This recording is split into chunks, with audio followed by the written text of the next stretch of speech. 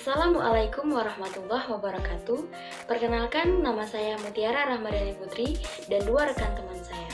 Pada video kali ini, kami akan menjelaskan materi mengenai peran dan fungsi personel sekolah dalam bimbingan dan konseling.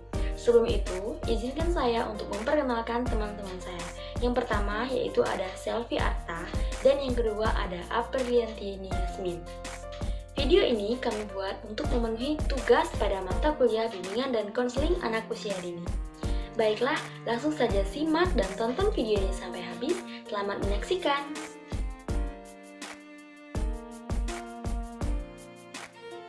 Saya Aprilianti Yasmin. Di sini saya akan menjelaskan tentang kekomprehensipan dalam mengidentifikasikan peran dan fungsi kepala sekolah dan konselor sekolah. Yang pertama, kepala sekolah. Kepala sekolah selaku penanggung jawab seluruh penyelenggaraan pendidikan di sekolah memegang peranan strategis dalam mengembangkan layanan bimbingan dan konseling di sekolah. Yang kedua, mengkoordinasikan segenap kegiatan yang diprogramkan dan berlangsung di sekolah sehingga pelayanan pengajaran, latihan, dan bimbingan dan konseling merupakan suasana kesatuan yang terpadu, harmonis, dan dinamis. Ketiga, menyediakan prasarana, tenaga, dan berbagai kemudahan bagi ketelaksanaannya pelayanan bimbingan dan konseling yang efektif dan efisien. Keempat, melakukan pengawasan dan pembinaan terhadap perencanaan dan pelaksanaan program penilaian dan upaya tindak lanjut pelayanan bimbingan dan konseling. Materi yang kedua tentang konselor sekolah. Peran konselor sekolah yang pertama membantu memasyarakatkan pelayanan bimbingan dan konseling kepada siswa. Yang kedua, mengidentifikasikan siswa-siswa yang memerlukan layanan bimbingan dan konseling serta pengumpulan data tentang siswa tersebut. Yang ketiga, membantu mengembangkan suasana kelas, hubungan guru, siswa, dan hubungan siswa-siswa yang menunjang pelaksanaan pelayanan pembimbingan dan konseling. Yang terakhir, membantu pengumpulan informasi yang diperlukan dalam rangka penilaian pelayanan bimbingan dan konseling serta upaya tindak lanjut. Terima kasih. Baiklah, di sini saya akan menjelaskan tentang peran dan fungsi guru kelas. Peran guru sebagai pengelola kelas adalah sebagai pengelola harus mampu menciptakan suasana atau kondisi belajar di kelas. Ia juga harus mampu merangsang siswa untuk aktif dalam proses pembelajaran, keterampilan mengendalikan suasana kelas agar tetap hangat, aman, menarik, dan kondusif. Sedangkan fungsi guru cukup berat. Untuk mengambil ini tentu saja membutuhkan sosok seseorang guru atau pendidik yang utuh dan tahu dengan kewajiban dengan tanggung jawab sebagai seorang pendidik. Pendidik itu harus mengenal aula atau arti yang luas dan rasul serta memahami risalah yang dibawanya. Ada fungsi guru sebagai berikut: 1. Fungsi sebagai pengajar, 2. Fungsi sebagai pendidik, 3. Fungsi sebagai pemimpin.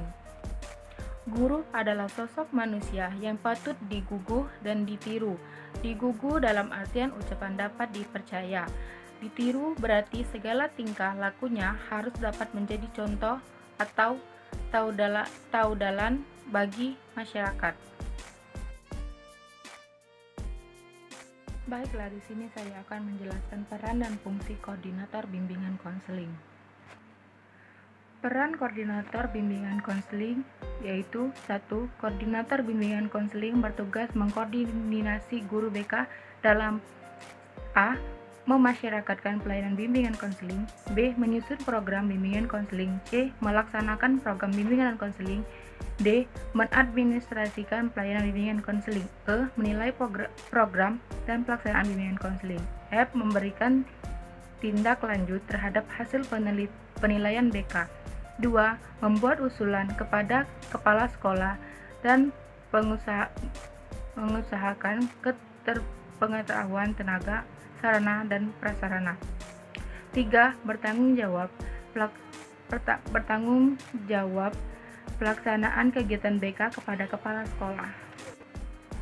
Sedangkan fungsinya adalah fungsi pemahaman, yaitu fungsi bimbingan dan konseling membantu peserta didik agar memahami pemahaman terhadap dirinya dan lingkungannya. 2. Fungsi preventif, yaitu fungsi yang berkaitan dengan upaya konselor untuk senantiasa mengantisipasikan berbagai masalah yang mungkin terjadi dalam mencegahnya tidak mengikuti peserta didik. Fungsi pengembangan, yaitu fungsi bimbingan yang sifatnya lebih proaktif dari fungsi-fungsi lainnya. Fungsi kebaikan atau penyembuhan, yaitu fungsi bimbingan yang bersifat kuratif. Fungsi penyaluran, yaitu fungsi bimbingan dalam membantu siswa memilih kegiatan ekstrakurikuler, jurusan atau program studi dan memantapkan penguasaan karir atau jabatan yang sesuai dengan minat, bakat, keahlian, dan ciri-ciri kepribadian lainnya. Fungsi adaptasi, yaitu fungsi membantu para pelaksanaan pendidikan, kepala sekolah atau madrasah, staf, konselor, dan guru yang menyesuaikan program pendidikan terhadap latar belakang pendidikan, minat, kemampuan, kebutuhan siswa. Selanjutnya yaitu fungsi penyesuaian, yaitu fungsi bimbingan dalam membantu siswa agar dapat menyesuaikan diri dengan lingkungannya secara dinamis dan konstruktif.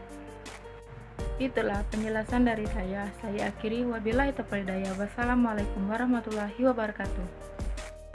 Nah, itulah penjelasan dari kedua teman saya untuk materi, peran, dan fungsi personel sekolah dalam bimbingan dan konseling pada video kali ini. Semoga teman-teman semua yang menyaksikan video ini mendapatkan manfaat serta menambah wawasan untuk teman-teman sekalian. Saya dan teman-teman saya mengucapkan terima kasih atas partisipasi teman-teman semua dalam menonton video ini sampai habis. Saya ucapkan terima kasih dan wassalamualaikum warahmatullahi wabarakatuh.